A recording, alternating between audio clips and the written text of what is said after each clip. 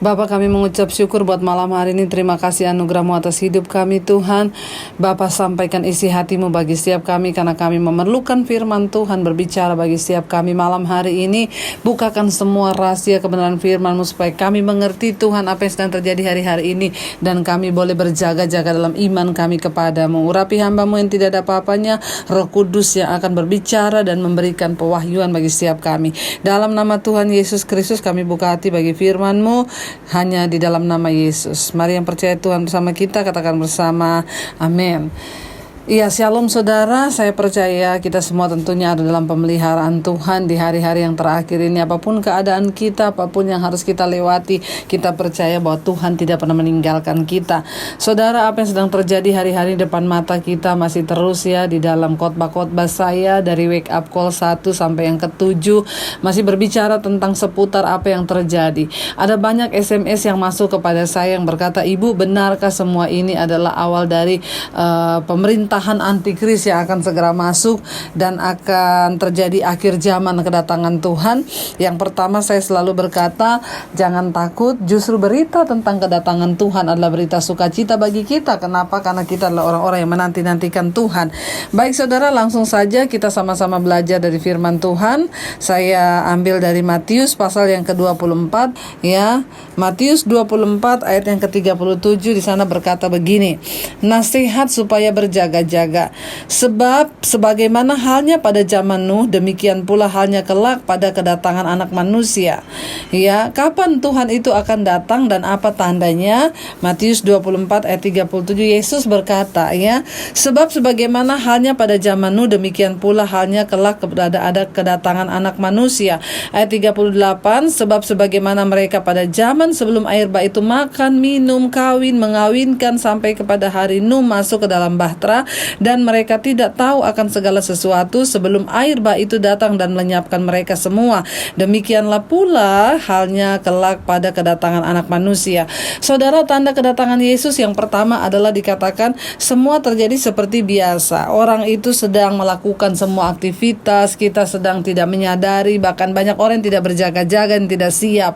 Ya seperti kehidupan kita seperti biasanya. Orang bekerja, cari uang, ada yang kawin mengawinkan, pesta pora, hidup dalam kenajisan, hidup dalam dosa, perselingkuhan, hidup dalam seperti halnya kita hidup setiap hari. Ya, jadi sebenarnya tidak ada tanda yang terlalu wow atau luar biasa menjelang kedatangan Kristus, tapi Alkitab berkata ya seperti zaman Nuh saudara ya, bahwa semuanya sedang baik-baik saja ya. Lalu di sana dikatakan saudara ya, ketika semua orang lagi biasa-biasa saja melakukan semua aktivitas, kita juga melihat hari-hari ini saudara, tiba-tiba semua berhenti dari aktivitas. Virus corona datang menyerang, dan tidak peduli kaya, miskin, tua, muda, semua dipaksa untuk berdiam diri ya, untuk berdiam diri. Dan bahkan orang-orang yang dulunya beribadah di gereja sekarang tidak boleh lagi ya. Ada yang berkata gini, "Ibu, saya dulu gak pernah ke gereja bu ya, di saat saya mau bertobat karena virus ini saya gak boleh lagi ke gereja." Saya bilang gak apa-apa ya, lihat firman secara online ya, lihat khotbah-khotbah di YouTube, yang penting imanmu bertumbuh dan bangkit ya. Lalu ayat yang berikutnya berkata begini saudara ya, ayat yang ke-40, "Pada waktu itu, kalau ada 2 orang di ladang, yang seorang akan dibawa dan yang lain akan ditinggalkan. Kalau ada 2 orang perempuan sedang memutar batu kilangan, yang seorang akan dibawa dan yang lain akan ditinggalkan. Karena itu berjaga-jagalah, sebab kamu tidak tahu pada hari mana Tuhanmu datang." Saudara, ini berbicara tentang pengangkatan. Banyak orang hari-hari ini yang bertanya kepada saya ya, "Bu, apakah sebentar lagi kita akan mengalami rapture atau pengangkatan?" Istilah rapture itu kita sering dengar, yaitu pengangkatan. Ayat ini berkata, lagi ada orang sama-sama di rumah, tiba-tiba suaminya hilang, istrinya tertinggal. Atau ada istri sama-sama suami di rumah, istrinya terangkat, suaminya tertinggal. Atau mungkin ada anak lagi bersama-sama orang tuanya, anaknya terangkat ya, orang tuanya yang tertinggal. Saya pernah bermimpi saudara, satu kali saya tuh bermimpi saya lagi ada di di kota Poso, di tempat kelahiran saya, dan di sana saya lagi bersama dengan kakak saya, saudara. Ya, sementara saya ngomong-ngobrol dengan kakak saya di luar rumah, dan itu posisinya malam, saudara ya. Jadi langit itu gelap gulita. Tiba-tiba ketika kami sedang ngobrol, sedang berbicara, tiba-tiba langit itu menjadi terang benderang, saudara. Lalu dalam mimpi itu saya berkata kepada kakak saya, ini kayaknya mau kiamat ya, kenapa langitnya tiba-tiba bercahaya terang sekali. Lalu kakak saya bilang, iya nih, kayaknya memang mau kiamat. Lalu tiba-tiba kakak saya berlari meninggalkan saya. Saya panggil kakak saya, kamu mau kemana? Saya bilang. Dia bilang, saya mau memberitahukan kepada orang-orang bahwa ini udah mau kiamat. Saya mencegah dia, saudara. Saya bilang, jangan pergi, tunggu di sini, jangan pergi. Tapi kakak saya cepat langsung pergi, saudara. Ya, sementara saya melihat dia pergi, tiba-tiba saya terangkat, ya. Saya mulai meninggalkan bumi, saudara. Ya, tapi apa yang terjadi ketika saya meninggalkan bumi itu, saudara? Ya, kakak saya melihat saya terangkat naik, saudara, ke langit. Lalu kakak saya itu berteriak, saudara. Dia bilang, Debbie, jangan tinggalkan aku, Deb, ajak aku sama-sama. Ya, dan saya meninggalkan bumi itu terangkat makin tinggi, makin tinggi. Tapi saya melihat kakak saya menangis, saudara. Saya juga menangis dengan hati yang pedih. Saya sambil terangkat tinggi itu saya menangis, saudara. Saya mengingat bagaimana keluarga saya yang tertinggal, bagaimana orang-orang yang saya kasihi yang tertinggal di bumi. Itu saya menangis dengan pedih, saudara. Tiba-tiba ada suara yang berkata kepada saya, bersiaplah karena kamu akan dirubah dalam tubuh kemuliaan. Dalam sekejap mata saya diubahkan seperti ada kilat begitu, saudara. Lalu saya tiba-tiba berubah. Nah, ketika saya dirubah dalam tubuh kemuliaan itu, apa yang terjadi? Saya lupa dengan semua yang terjadi di bumi. Saya lupa dengan orang-orang yang saya kasihi. Saya lupa dengan keluarga saya. Ada satu perasaan damai dan sukacita yang begitu luar biasa. Saya terus terangkat naik ke surga. Begitu saya terbangun pagi hari, saudara, saya nangis bercucuran air mata. Lalu Roh Kudus berkata di hati saya begini, selama masih ada waktu, berdoalah bagi orang-orang yang kau kasihi. Berdoalah bagi mereka agar mereka juga boleh diselamatkan. Kenapa Tuhan berkata? Karena ada satu saat nanti, ya, engkau bahkan tidak mengingat dengan mereka yang ada lagi di bumi ini. Selama masih ada waktu, berdoa. Saudara, ayat ini berkata tadi, ketika ada satu orang di ladang, yang satu hilang, yang satu tertinggal. Ketika ada dua orang di pengirikan, yang satu terangkat, yang satu tertinggal. Ini bicara tentang pengangkatan. Dan orang-orang yang akan mengalami pengangkatan itu adalah orang-orang yang hidup dalam kekudusan. Itu syaratnya, saudara ya. Hidup dalam kekudusan dan pertobatan.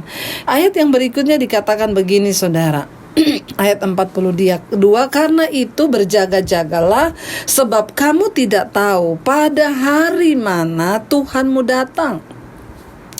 Tetapi ketahuilah ini, jika tuan rumah tahu pada waktu mana pada malam hari pencuri akan datang, sudahlah pasti ia berjaga-jaga dan tidak akan membiarkan rumahnya dibongkar. Sebab itu hendaklah kamu berjaga-jaga, ya, hendaklah kamu juga siap sedia, karena Anak Manusia datang pada saat yang tidak kamu duga. Saudara, Yesus Kristus akan datang di saat yang tidak kita duga, tetapi akan ada tanda-tanda. Ya, hari-hari ini banyak sekali orang yang mengirimkan kepada saya cuplikan tentang antikris, ya. Semua berkata baru perkiraan dan prediksi di balik virus ini ada konspirasi yang akan menuju kepada satu pemerintahan dunia dan kita akan masuk kepada masa antikris. Ya, bahkan beberapa waktu yang lalu saya menerima artikel bahwa pemakaian chip 666 itu akan segera diberlakukan, ya. Kegunaan alat untuk memudahkan hidup manusia. Baru-baru ini, sebuah perusahaan di Amerika Serikat berencana menanam microchip di dalam tubuh para karyawannya agar memudahkan mereka saat ingin bekerja dan juga berbelanja. Simak laporan tim VOA berikut ini. Mirip cerita fiksi ilmiah atau film agen rahasia James Bond, microchip disuntik ke dalam tubuh. Itulah yang akan dilakukan kepada pegawai perusahaan teknologi Three Square Market di negara bagian Wisconsin. Microchip disuntikkan di antara jari telunjuk dengan ibu jari dan telah disetujui penggunaannya oleh Badan Pengawas Obat dan Makanan Federal (FDA). Pegawai yang telah disuntik microchip bisa membuka pintu, absen, dan membeli makanan cukup dengan swipe tangan ke sensor. Key card. Microchip yang akan digunakan hanya sebesar sebutir beras, tapi sebagian karyawan masih resisten. Sekitar 30 dari total 80 karyawan di perusahaan ini menolak untuk disuntik microchip dengan berbagai alasan. Saudara, apa yang harus kita lakukan? Begitu banyak chat yang masuk bertanya kepada saya, Bu, apakah ini benar, Bu? Apakah ini benar? Lalu apa yang harus kita lakukan, Bu? Kalau memang benar begitu, apa yang harus kita lakukan? Saya bilang, tidak ada yang dapat kita lakukan selain kita itu bersiap-siap dan berjaga-jaga. Lalu ada beberapa saudara, banyak yang masuk bertanya kepada saya begini, Ibu, saya mendengar ada satu khotbah hamba Tuhan yang berkata untuk mempersiapkan diri menghadapi antikris ini, yang pertama kita jangan utang di bank. Ini bagaimana, Bu? Utang saya masih banyak, Bu, di bank. Saya akan cari uang untuk melunasi, bagaimana? Saya bilang, tenang, jangan panik. Selama Bapak masih bisa niat bayar dan membayar menyicil, jalankan aja. Sebisanya memang ya, kalau bisa jangan berhutang. Kenapa? Karena utang itu membuat hidup kita tercekik nanti.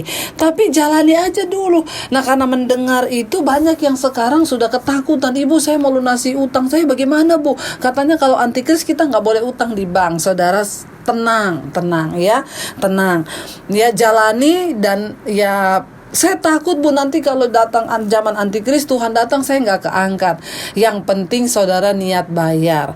Walaupun belum lunas, kalau Tuhan datang ya puji Tuhan dianggap lunas lah. Yang penting niat bayar itu, saudara. Jangan terlalu gegabah dan ketakutan mendengar hamba Tuhan berkata ini dan lain sebagainya. Ada juga yang bertanya gini, Bu, yang kedua kata hamba Tuhan itu saya harus beli tanah. Beli tanah ukuran besar untuk saya tanam buah, sayur, supaya kalau masa antikris datang, saya nanti nggak pakai chip itu. Ya, nanti saya akan hidup dari perkebunan saya. Bu, saya nggak punya uang mau beli tanah. Saudara, coba kita punya pemahaman yang benar kepada firman Tuhan. Saya bilang, Ibu, Bapak, lakukan apa yang ada di firman Tuhan saja. Kalau tidak tertulis di firman Tuhan, nggak usah dilakukan. Ya, tapi nanti bagaimana, Bu? Kita nanti dipasang tanda. Mengerti kebenaran firman, saudara, ya. Makanya kita buka mata kita. Alkitab berkata akan ada masa pengangkatan. Orang-orang yang hidup dalam kekudusan tidak akan mengalami masa kesusahan besar itu. Sebelum itu terjadi, kita sudah diangkat.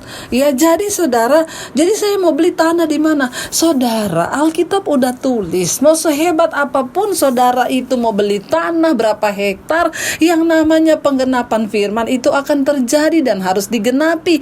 Coba kita baca sama-sama di Wahyu pasal 13 ayat yang ke-17, saudara, ya.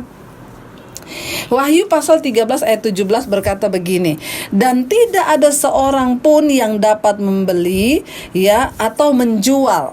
Sebentar, saudara, saya pengen kita buka Wahyu pasal 13 ayat yang ke-16 mulai. Wahyu pasal 13, ya. Jangan langsung buru-buru, ketakutan, buru-buru mau melakukan ini, mau melakukan itu. Ya, baca Alkitab. Apa yang tertulis di dalam itu yang kita lakukan, ya. Wahyu pasal yang ke-13 ayat yang ke-16 mulai dikatakan begini, saudara. Ya. Wahyu 13 ayat yang ke-16 mulai, dan ia, ya, antikris, ya, akan memaksa, ya, dan ia akan menyebabkan sehingga kepada semua orang, besar kecil, kaya miskin, merdeka hamba, diberi tanda pada tangan kanannya dan pada dahinya, ya.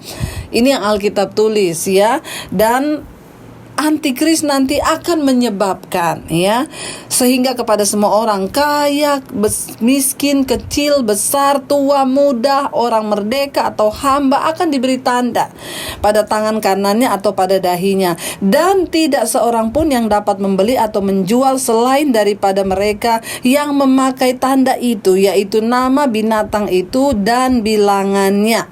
Ya, saudara, ada orang yang berkata kepada saya gini, Bu, kalau disuruh pasang tanda itu ya kalau kita nggak mau kan bisa, Bu. Ya, saya nggak mau, saudara. Ya, banyak orang yang berkata gini, saudara berpikir itu antikris, itu setan yang muncul dalam rupa yang menakutkan. Enggak, saudara, ya. Antikris itu berasal dari kita, kata Yesus, artinya mereka juga manusia biasa, ya.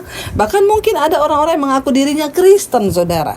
Nah, di sana dikatakan, saudara, ketika kita disuruh pasang tanda. Saya baca artikel ini itu berapa puluh tahun yang lalu, bahwa pembuatan microchip itu sudah sedang dimulai, itu berapa puluh tahun lalu. Dan memang saya membaca di sana mereka akan berupaya supaya tahun 2020 lebih itu sudah selesai. Ya, dan ketika melihat semua ini, kayaknya ini memang sudah mulai penggenapan firman Tuhan, ya. Dan saudara, kalau saudara bilang begini, kita berkebun aja supaya kita nanti tidak usah pakai tanda itu. Salah.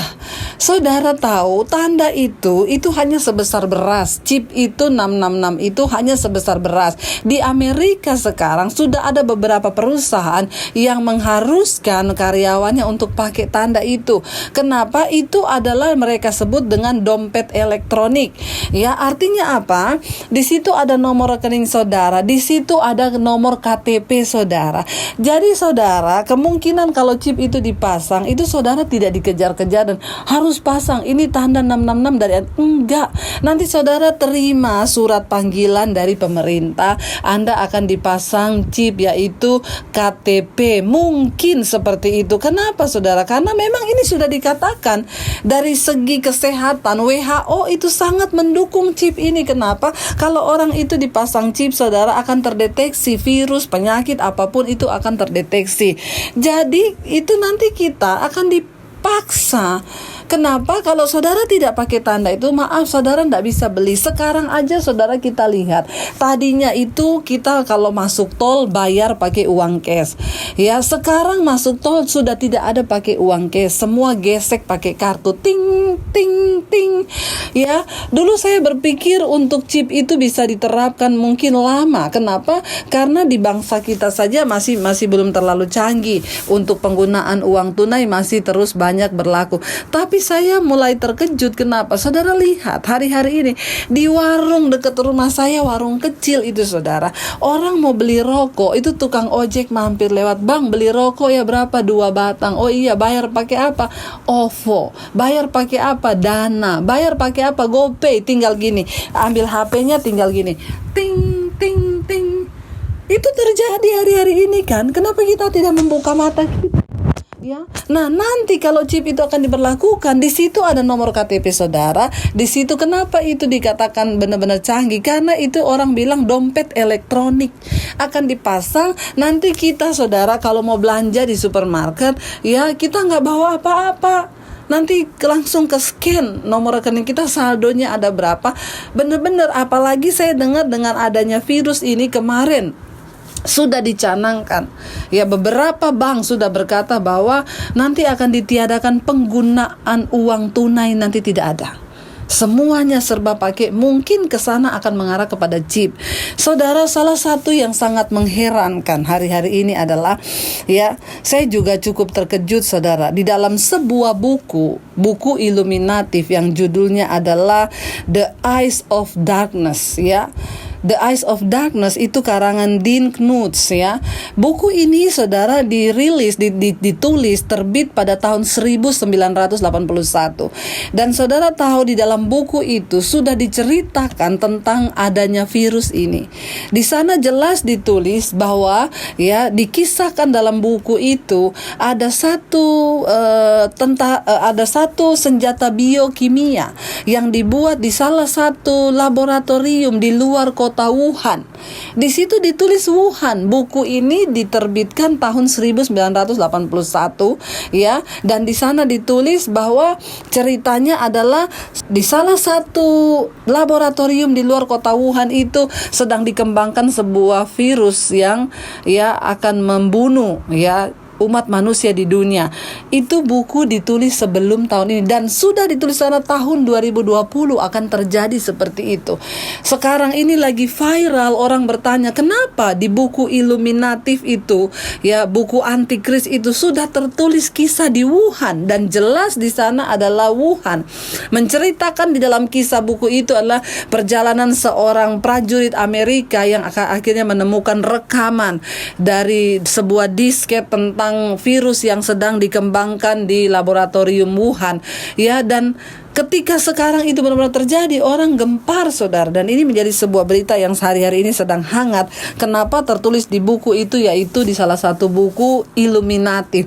Kita nggak tahu apa yang sedang terjadi, apakah ini kebetulan atau tidak, tapi kita melihat, saudara, ya, semuanya sedang ada di depan mata. Mari kita buka mata kita.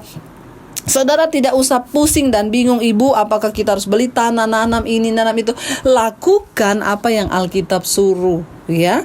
Di sana dikatakan, kita lanjut ayat yang ke-13, Wahyu 13 ayat 17, dan tidak seorang pun yang dapat membeli atau menjual selain daripada mereka yang memakai tanda itu, yaitu nama binatang itu, ya, dan atau nama bilangan namanya.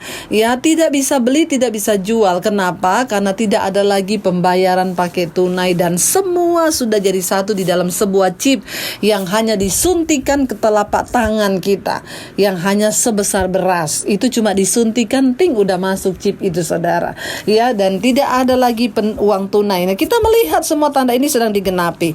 Ayat 18 berkata, yang penting di sini ialah hikmat. Barang siapa bijaksana, baiklah ia menghitung, ya, bilangan binatang itu, karena bilangan itu adalah bilangan seorang manusia, dan bilangannya ialah 666,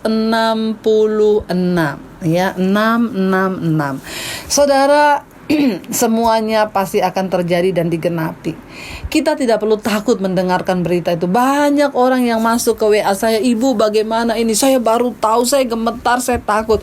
Saudara, berita tentang akhir zaman, tentang kedatangan Tuhan adalah berita sukacita bagi kita. Kenapa?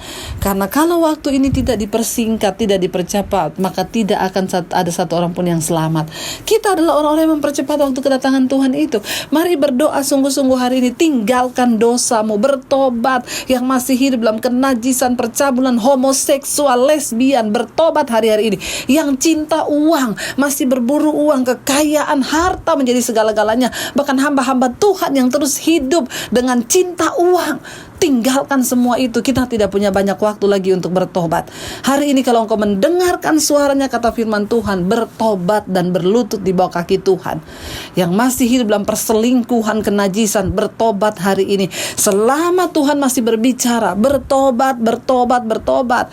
Saudara, ya, apa yang sudah ditulis di firman Tuhan pasti akan digenapi. Bagian kita belajar mempercayai firman dan hidup. Alkitab berkata yang terpenting di sini ialah ketekunan orang-orang kudus, ya, dan hidup di dalam perkenanan Tuhan.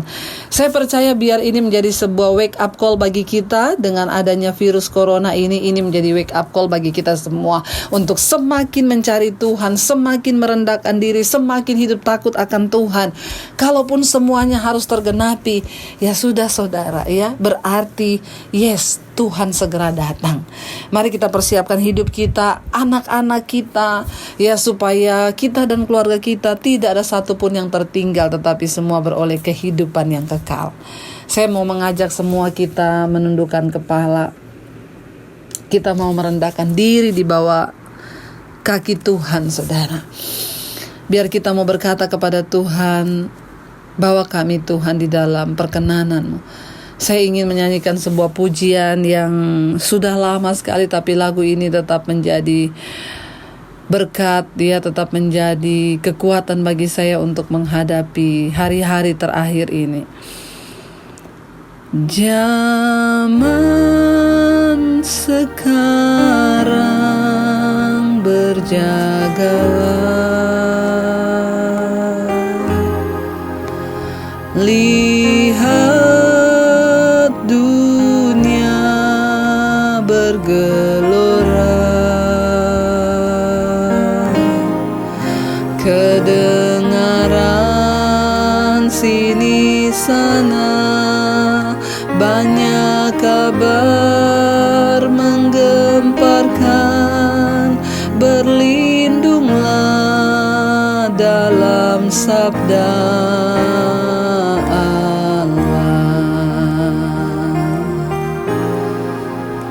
zaman sekarang berjagalah, lihat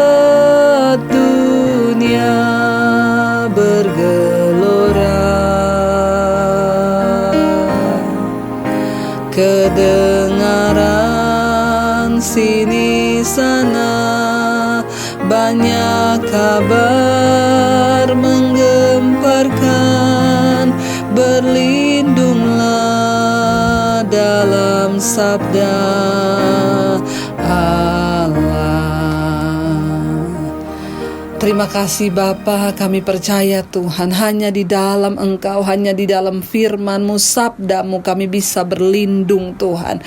Jadikan firman-Mu sebagai pedoman dalam hati dan hidup kami Tuhan. Kami mau Bapa berlindung kepada firman-Mu, karena dunia ini akan segera lenyap dengan semua yang ada di dalamnya. Tetapi orang yang benar akan tetap hidup oleh percayanya kepada firman Tuhan. Jadikan kami menjadi orang-orang yang percaya kepadamu.